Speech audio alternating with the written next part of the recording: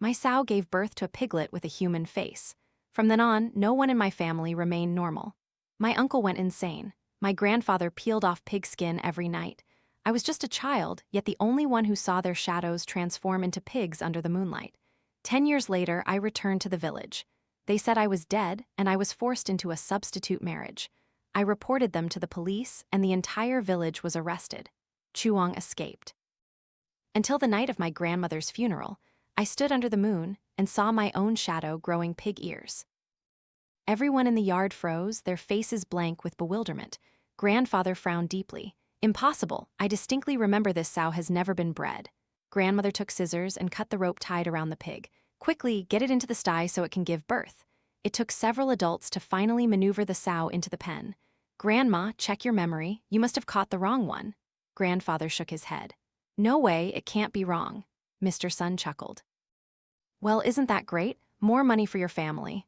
You're right, this litter should at least be 8 or 9, maybe even 10. The adults chatted in the pigsty, each adding a comment. The sow seemed to be having a difficult labor, pushing and pushing, but nothing came out. Grandmother, anxious, picked up the scissors, intending to help. She turned to me. Peanut, go get a basin of hot water. I hurried home to fetch the water.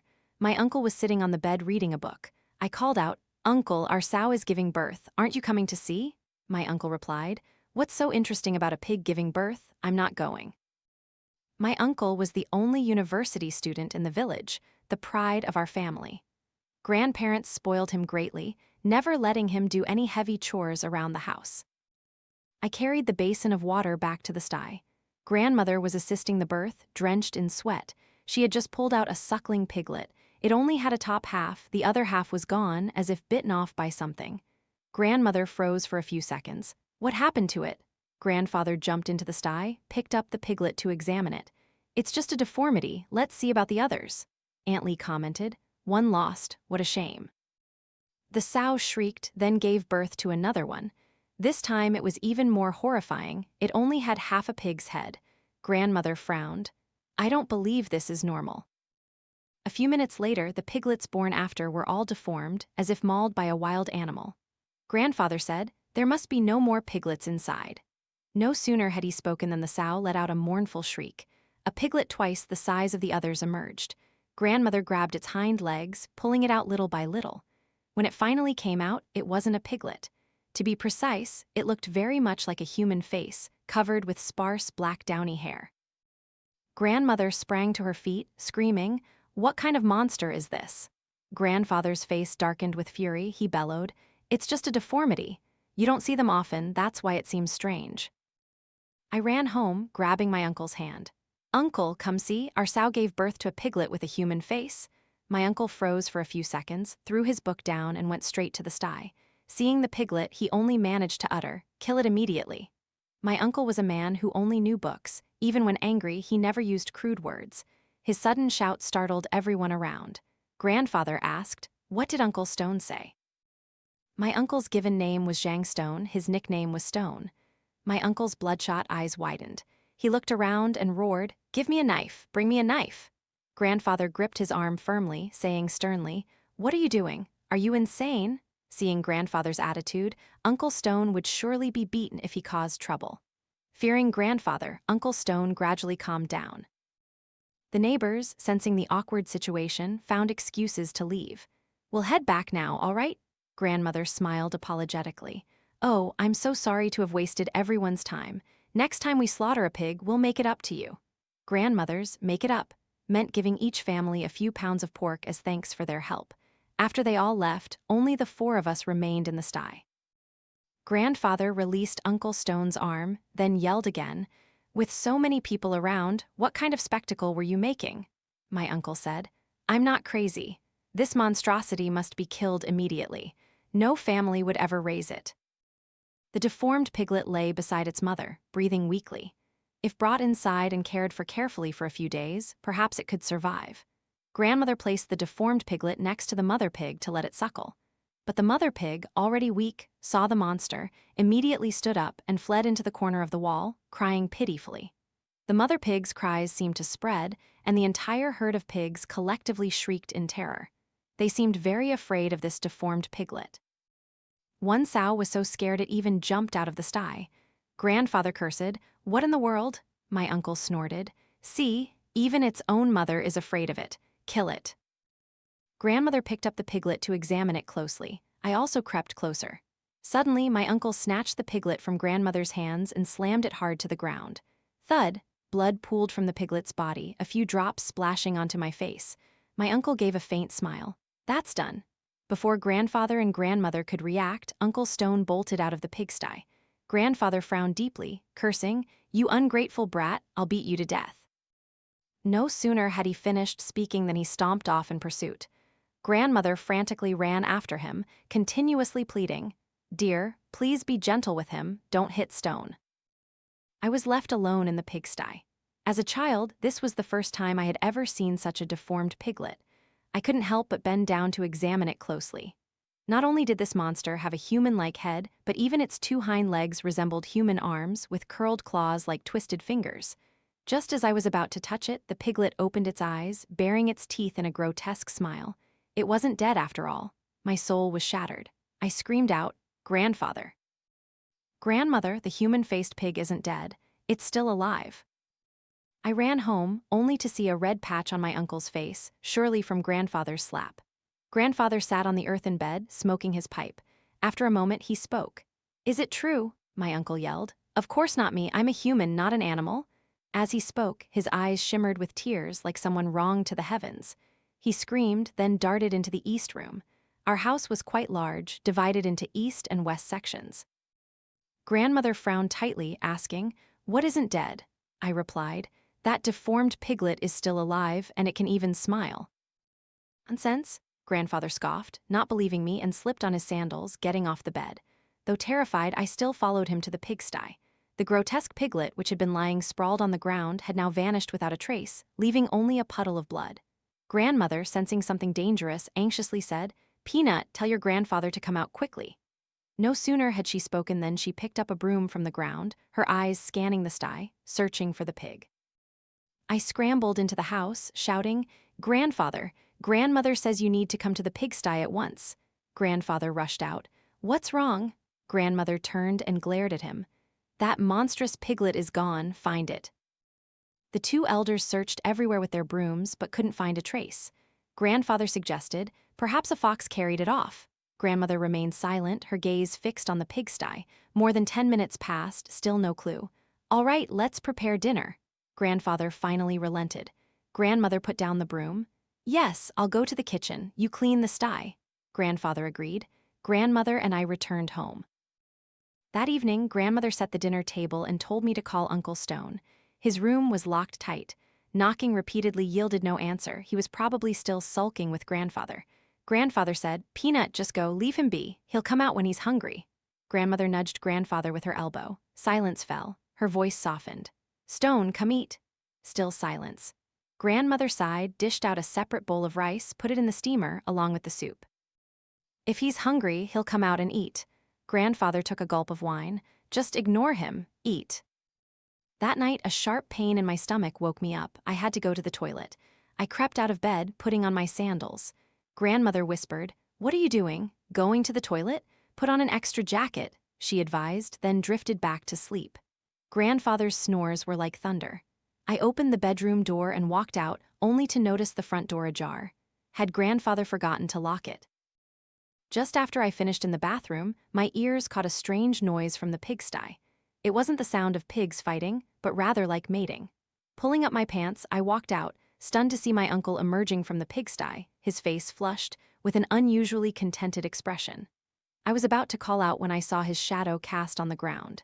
Its form was like a pig standing upright. I immediately felt my scalp tingle and clapped my hand over my mouth. My uncle suddenly turned his head and looked at me. He smiled and asked, "What are you doing?" I glanced at his shadow on the ground. This time, it was a normal human shape. Had I seen wrong just now? Seeing my silence, my uncle continued, "It's so late, why aren't you asleep? What are you doing out here? Come here." My uncle waved his hand, beckoning. I rushed to his side. "I just went to the toilet." No sooner had I finished speaking than my uncle suddenly bent down, his eyes fixed on me, his voice icy cold. "What did you see?" I felt something very strange about my uncle, but couldn't put it into words. Instinctively, I recoiled, but he gripped my arm tightly. He roared, "What did you see?" Under the moonlight, his shadow on the ground transformed from a human shape into an upright pig. I was terrified. Just as I was about to scream, Grandfather's voice echoed from inside the house.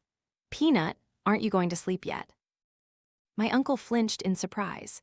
Taking advantage of his distraction, I yanked my arm free and scurried into the house. I slammed the bedroom door shut, my forehead drenched in sweat. Grandmother turned on the light and asked, "Peanut, what's wrong?" I scrambled onto the bed and burrowed under the covers, my whole body trembling. Grandmother firmly pulled back the edge of the blanket. "What is it? Tell me, child," I sobbed. I went to the toilet and saw Uncle. His shadow was a pig standing upright. No sooner had I finished speaking than Grandfather kicked the bed. "That impudent brat," I choked. "I'm not lying, it really was a pig's shadow." Grandfather raised his hand to strike me. I quickly hid behind Grandmother, narrowly escaping the blow. He glared, shouting, "Dare to speak another word and I'll beat you to death. Go to sleep."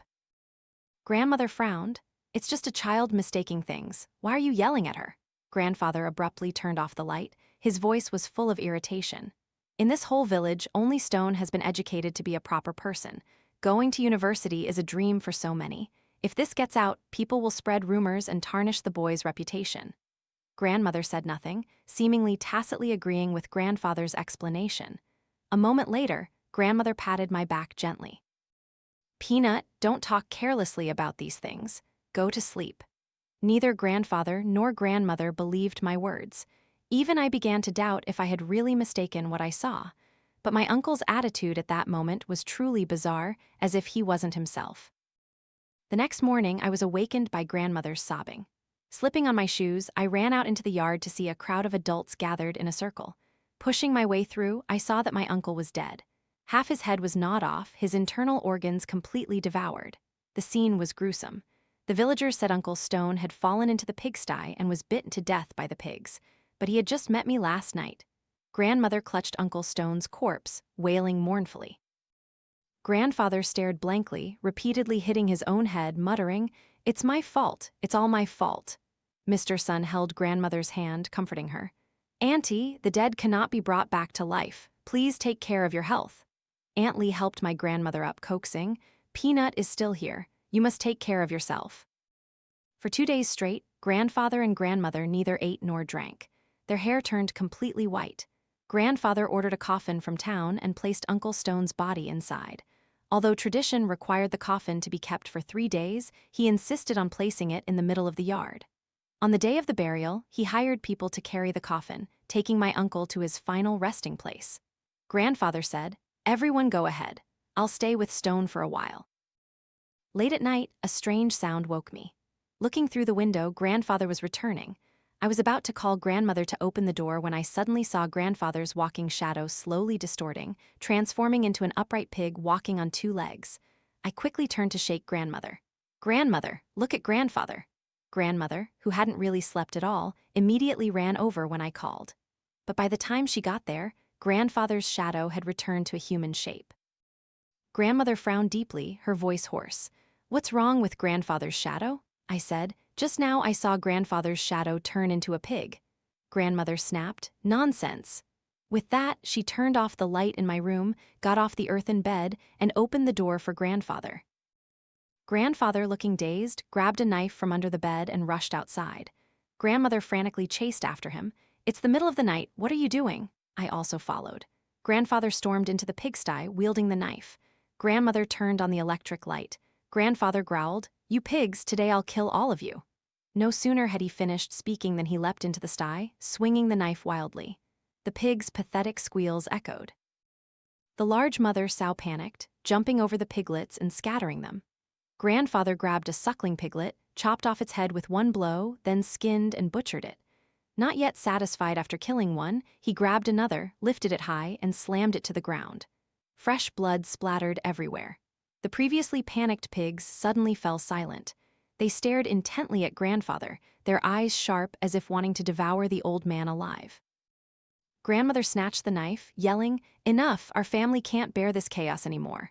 Grandfather forcefully pushed her away, pointed at the pigs, and snarled, "What are you looking at? Dare to rebel again, and I'll eat all of you now. I'll end your lives." With that, he mumbled like a tiger and walked away. Grandmother led me out and locked the pigsty door tightly. The next morning, Grandfather drove off at dawn. It wasn't until noon that he returned. Grandfather brought back a butcher. I knew this butcher, Chen. He often came to buy our pigs and sold the meat in the city. Grandfather also called a few villagers to help tie up all the pigs in the sty. These are the beasts that bit your uncle to death. For years, their teeth have still had your uncle's blood on them. Grandfather took a long puff from his pipe and said, "Butcher Chen, I know you're skilled at killing pigs. Today, I'll let you show off your expertise. I don't believe a bunch of animals dare to cause trouble so easily. I'll pay you handsomely." Butcher Chen grinned. "Don't worry, uncle, I'll satisfy you."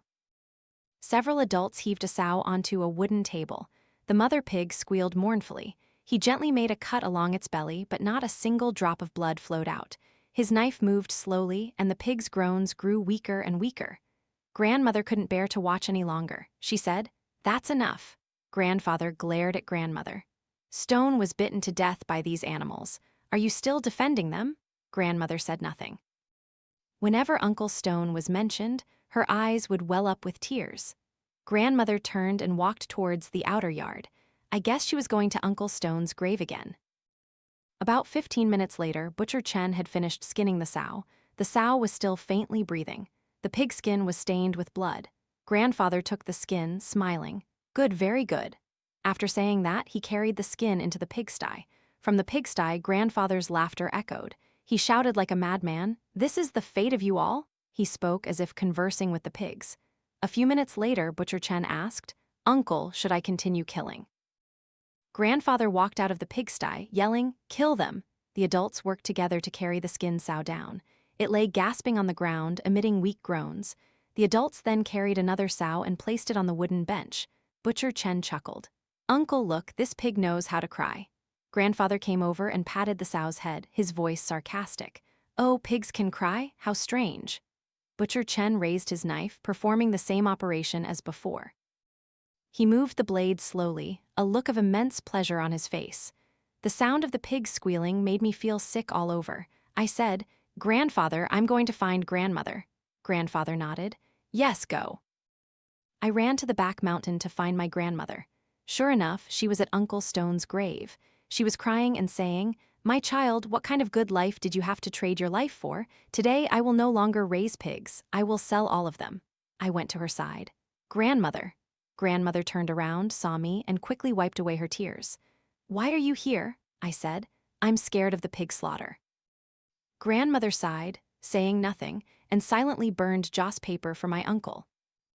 In the late afternoon, Mr. Sun came running, panting. "Auntie, come quickly, something's happened at your house. Butcher Chen has been bitten to death by the pigs."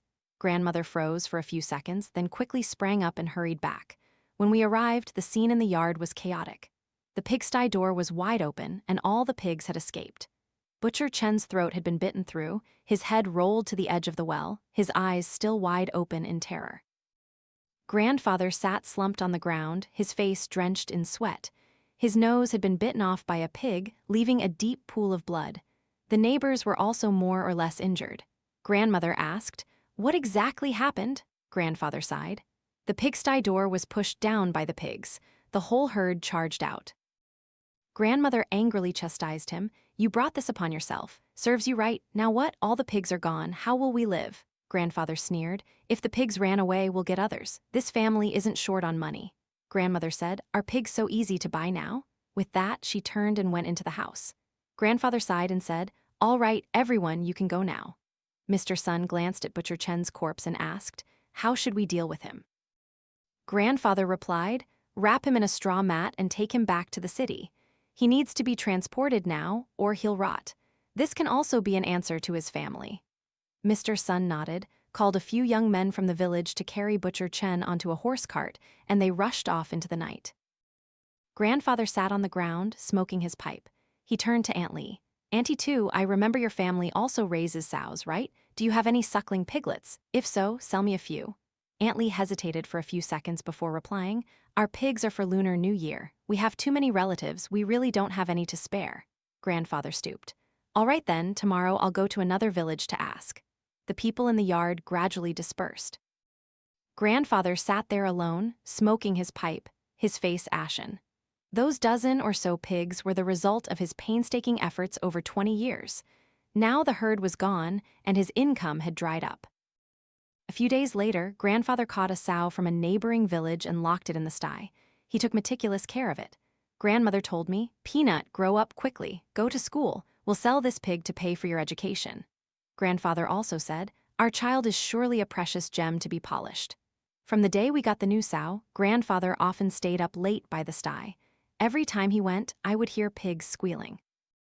I asked Grandmother, but she told me I was mistaken and made me go to sleep early. That night, the pigs' groans echoed again. I secretly got up, wanting to understand why they were making those sounds. Slipping on my sandals, I tiptoed out. At the pigsty door, the door was ajar. I pressed my face to the gap and peered in. It was pitch black inside, no light.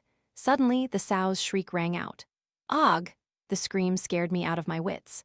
Before I could even cry for help, I heard Grandfather's door burst open with a bang. He rushed out of his room, broom in hand, shouting, "What's going on?" Grandmother turned on the pigsty light. Grandfather lay in a pool of blood, fresh blood oozing from the back of his neck. Two sows huddled in the corner, their eyes wide and fixed on Grandmother. Grandmother rushed over, crying, "Grandfather, wake up!" His eyes were bloodshot, his breath shallow. She screamed, "Peanut, run and get help!" I ran into the yard, screaming at the top of my lungs, waking up all the neighbors. Everyone took Grandfather to the city hospital. Grandmother and I went with them. Fortunately, he didn't die in time, but the head injury was too severe. His mind drifted between consciousness and delirium, mumbling incomprehensible words. He held Grandmother's hand, whispering faintly, "Liang, don't blame your father, okay? Liang Zhang was my father's name." Grandmother brushed his hand away, her voice annoyed. "Old man, you're delusional. This is your grandchild, little Peanut." He shook his head. "This is Liang, my son." He was completely confused. Grandmother instructed me, "Stay here and look after Grandfather. I'll go home and cook." I nodded. Only Grandfather and I remained in the hospital room. Not long after Grandmother left, Grandfather started to get agitated, insisting on going home. I went to find the doctor for a moment, only to discover Grandfather had already left the room. I frantically chased after him. "Grandfather, don't go, your illness isn't cured yet." My grandfather pushed me away, stumbling as he walked. "Don't bother me, I'm not sick." His strength was immense. I couldn't stop him, so I trudged along behind. Our home was dozens of miles of mountain road from the hospital. He stubbornly walked all the way back. I thought he wouldn't last long, being so ill he couldn't go far. But he led me for over 10 miles of mountain road. As we passed through a small forest, he suddenly stopped, his eyes fixed intently ahead. I asked, "Grandfather, what are you looking at?" He squinted, pointing. "Look, someone's burning Joss paper." I looked in the direction he pointed. Indeed, there was a burning pile of paper, but no one was there. Suddenly, he cackled, "My son, why are you running all the way here? Let me see. You wait here." As soon as he finished speaking, he dashed into the forest. I tried to stop him when I saw 7 or 8 piglets run out from the bushes. The piglets surrounded the fire. I clearly saw the deformed piglet staring at Grandfather. I wanted to scream to warn him, but my throat was constricted, as if an invisible hand was squeezing my neck. Suddenly, Grandfather's scream tore through the night. "Og!" My grandfather fell to the ground, and the piglets surrounded him, gnawing. The sound of cracking bones made my hair stand on end. His breath gradually weakened, and finally he fainted. I woke up to find myself lying on the earthen bed. Grandmother's eyes were red, surely from staying up all night. Seeing my eyes open, her voice hoarse, she said, "Peanut, now it's just the two of us." I was stunned. "Grandfather, did he pass away?" She nodded. "Your grandfather was eaten by pigs. From now on, I won't raise pigs anymore. I'll send you to the city." She sold the remaining 2 sows, along with all the money in the house, using the funds to arrange Grandfather's funeral. That night, she silently packed our belongings. She led me out into the yard, signaling me to be silent. The door was locked tight, and she piled dry grass around the house. I couldn't help but ask, "Grandmother, why are you burning the house? Why do we have to go to the city in the middle of the night?" She remained silent, lighting the house on fire. Grandmother and I fled in the night, carrying each other. On the way, I saw her shadow on the ground transform into a pig. I rubbed my eyes and looked again. It was still a pig's shape. My grandmother was unlike others. She bought a house in an urban area. I never imagined our family was so wealthy, able to afford a house here. She handled the household registration papers, changing my name to her surname, Lion Liu. New to the city, I wasn't used to the climate and developed a high fever, almost dying. Fortunately, the city's medical care was good and saved my life. Over 10 years later, I passed my university entrance exams. My grandmother returned to the village, her health steadily declining. She often said, "Leaves return to their roots. I want to be buried next to your grandfather." Each time I heard this, my heart ached. She was my only remaining relative in the world. If she were gone too, I would truly be an orphan. That summer holiday, I accompanied grandmother back to the village. Although more than 10 years had passed, the village was still impoverished and desolate, with muddy mountain roads and dilapidated earthen houses. Everything felt strangely familiar, yet I couldn't remember anything specific. It was like a sense of familiarity, yet also strangeness. Grandmother led me to Mr. Sun's house. I remembered the name and smiled, calling out, "Hello, Mr. Sun." Mr. Sun looked at me with a scrutinizing gaze, asking grandmother, "Who is this?" My grandmother coughed lightly twice. "It's Peanut." Mr. Sun froze for a few seconds, then burst into laughter, surprised. "It's Peanut. How did the boy turn into such a beautiful girl?" Mr. Sun's wife, Lan Zhang, immediately pinched her husband. "That's enough, go feed the pigs." Mr. Sun nodded. "Yes, it's time to feed the pigs." Mrs. Lan smiled and asked me, "Do you have a boyfriend yet?" Although she was smiling, I felt she didn't have good intentions. I felt like I had seen that face somewhere before. Before I could answer, grandmother said, "Not yet. If there's any good boy in the village, please introduce him to her." I was dumbfounded. "Grandmother, what are you saying? I'm a university student. How could I marry someone in this remote, backward village?" My grandmother coughed a few times, then said sternly, "For all these years, sending you to school, the money in the house is almost gone. There isn't even enough to buy medicine for me anymore." Grandmother's condition worsened daily. Sometimes she even suffered from the same illness as grandfather, becoming confused and speaking nonsense. The doctor told me grandmother had terminal cancer, with at most 1 month left to live. For this last month, I wanted to be fully with her. I dared not tell her the truth, only comforting her that her illness could be cured. The atmosphere in the house felt stifling. I went out into the yard alone to breathe. The yard next to Mr. Sun's house was my old home. The pigsty was still there. I couldn't help but go closer to inspect it. The fence was low. I could easily jump over it. I placed my hand on the pigsty door and pushed it open. Inside, it was overgrown with weeds and cobwebs covered everything. It had clearly not been cleaned for a long time. Suddenly, my head ached violently, and fragmented memories flashed in my mind. Mr. Sun's wife, I remember seeing her, seemed to be in our pigsty. The intense pain forced me to lean against the wall and step back outside. I didn't know why, but tears flowed uncontrollably. I looked around. Everything was so familiar that I even remembered Butcher Chen's name and his location. People who lose their memory are truly terrifying. I took out my phone and dialed the police. "Hello, I'd like to report a crime." No sooner had I hung up than I heard grandmother's agonizing cries echoing from Mr. Sun's house. I immediately ran in, seeing Lan Zhang using scissors to stab grandmother's eyes. Grandmother lay on the ground, moaning in pain. I screamed, "Grandmother!" I rushed to help her up, but Lan Zhang tilted her head back, laughing madly at the sky, cursing, "You female pig, you dare to come back? You're seeking death. Serves you right for bringing your grandchild back here too." She was like a madwoman, her eyes bloodshot, her hands trembling with the scissors. At this moment, Mr. Sun walked into the house, snatched the scissors from his wife's hand. "Damn it, are you crazy?" Lan Zhang shrieked. "Yes, I'm crazy. This whole village is full of lunatics."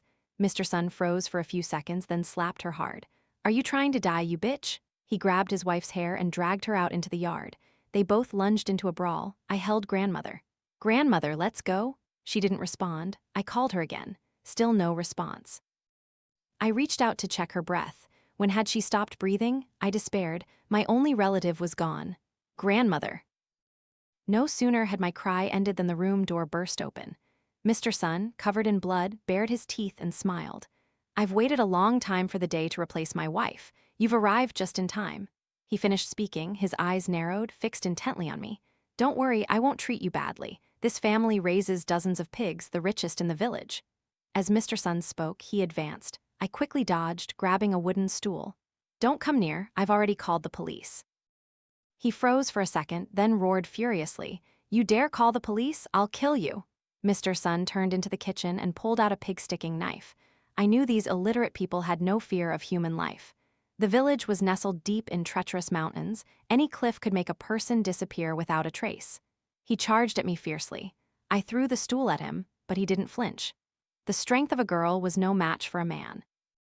Just when I thought I wouldn't make it, police sirens wailed from the yard. Mr. Sun was arrested. Many villagers were also caught. I became a thorn in the eyes of the villagers. I didn't dare bury grandmother in this place. I brought her ashes back to the city. In the end, I still couldn't fulfill her dying wish of leaves returning to their roots. I bought a plot in a city cemetery and buried her, staying with her until late into the night. That night, I stood under the moonlight, and I saw my own shadow transform into a pig. The squealing of pigs echoed in my ears. What must come will come. Ever since I remembered the past, I had already known.